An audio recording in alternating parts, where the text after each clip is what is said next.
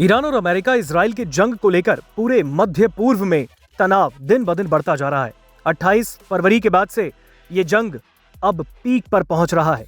आपको बता दें, ईरान के supreme leader Ayatollah Ali Khamenei की मौत के बाद इस जंग की शुरुआत हुई और इस जंग में अब तक कई लोगों की जान जा चुकी है, कई लोग जख्मी हैं। एक तरफ अर्थव्यवस्था पर चोट है, तेल का संकट लगातार सामने है, दूसरी ओर अब एक ऐसी आपदा सर पर खड़ी है जिससे बचा नहीं जा सकता। ये वो शब्द है जिसके बिना जिंदगी अधूरी है, पानी, जल संकट। सवाल यही कि आखिर इस युद्ध के बीच लोगों की प्यास कैसे बुझेगी, क्योंकि इस जंग को लेकर अब मुस्लिम देशों के सामने एक बहुत बड़ी चुनौती है।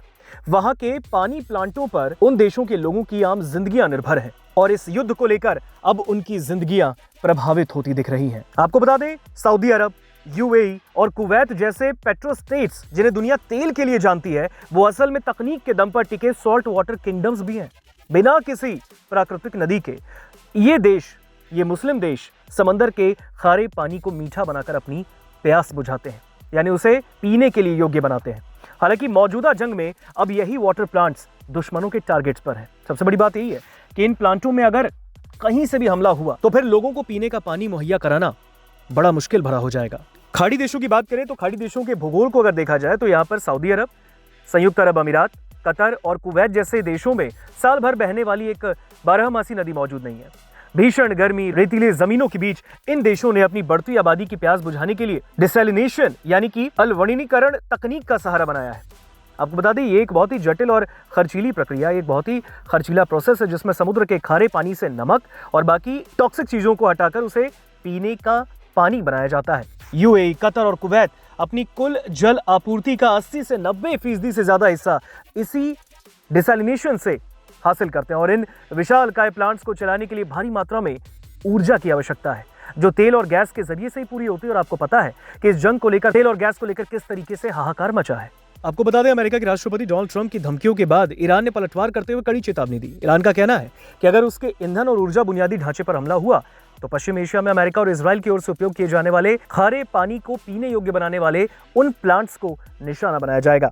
आपको बता दें, ये वाटर प्लांट्स के लिए सबसे बड़ा खतरा है, जो कि खाड़ी सहयोग परिषद यानी जीसीसी देशों जिनमें बहरीन है, ओमान है, कुवैत है, कतर है, सऊदी अरब और संयुक्त अरब अमीरात की जल आपूर्ति को पूरा करने के लिए बहुत इंपॉर्टेंट है और इन देशों में अमेरिका के प्रमुख सैन्य अड्डे भी स्थित हैं। चलिए, आपको इस रिपोर्ट में हम थोड़ा और करीब से खाड़ी देशों की जल सुरक्षा को लेकर इन वाटर प्लांट्स की कितने बड़े मायने होते हैं इन्हें बताते हैं। दरअसल आपको बता दें, एक रिपोर्ट बताती है कि खाड़ी देशों ने 2018 में कुल 172 खारे पानी को पीने योग्य बनाने वाले वाटर प्लांट्स थे। इनमें ओमान में सबसे ज्यादा 65, उसके बाद सऊदी अरब में 44, यूएई में 40, कतर में 9, कुवैत में 8 और बहरीन में 6 वाटर प्लांट्स मौजूद थे। और इन स्टेशनों की टोटल क्षमता 22 अरब लीटर प्रतिदिन है और इनका वास्तविक वार्षिक मीठा जल उत्पादन 6053 अरब लीटर है। और ये संयंत्र यानी ये वाटर प्लांट्स तटीय क्षेत्रों में ही मौजूद हैं। आपको बता दें, खाड़ी देशों का क्षेत्रफल 26 लाख वर्ग किलोमीटर है, यानी अगर देखा जाए तो यहाँ बहुत कम बारिश लगभग 4 से 30 सेंटीमीटर तक होती है और साल 2018 में कुल बारिश का मात्र 281.91 अरब घन मीटर थी, जो कि भारत में एक साल में होने वाली बारिश का मात्र 7% है। इन मुस्लिम देशों में नदियां नहीं है बल्कि घाटियां हैं, जिनमें केवल बारिश के दौरान पानी जमा होता है। आपको बता दें, रिपोर्ट्स बताती है कि 2018 में इन 6 देशों में जमीन से निकाला गया मीठा पानी 26,495 मिलियन घन मीटर दर्ज किया गया और नदियों की गैर मौजूदगी, कम बारिश और सीमित भूजल के कारण इन देशों में अपनी जल जरूरतों को पूरा करने के लिए समुद्री जल के इन वाटर प्लांट्स पर ज्यादा निर्भर हैं।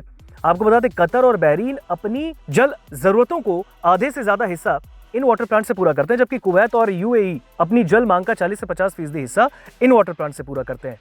सऊदी अरब और ओमान भी इन्हीं वाटर प्लांट्स पर निर्भर है। अब ईरान की तरफ से बताया जा रहा है कि ईरानी ऊर्जा अवसंरचना पर कोई भी हमला अमेरिकी इजरायली ईंधन, ऊर्जा, सूचना प्रौद्योगिकी और जल संयंत्रों पर हमले को जन्म देगा। यानी साफ तौर पर बता दिया गया ईरान की तरफ से कि अगर हमला हुआ तो वाटर प्लांट्स पर हमले होने हैं।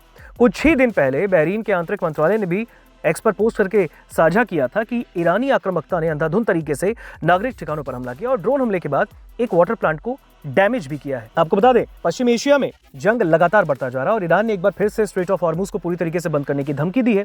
आपको बता दें, बीते दिन ही ईरान ने धमकाया है कि अगर अमेरिका के राष्ट्रपति ट्रंप अपने 48 घंटे के भीतर ईरानी ऊर्जा ठिकानों पर हमला करने की धमकी पर अमल करते हैं तो फिर स्ट्रेट ऑफ हॉर्मुज को पूरी तरीके से बंद कर दिया जाएगा। और दूसरी तरफ अब इन मुस्लिम देशों में जल संकट के गहरे होने की तस्वीर भी देखने को मिल रही है।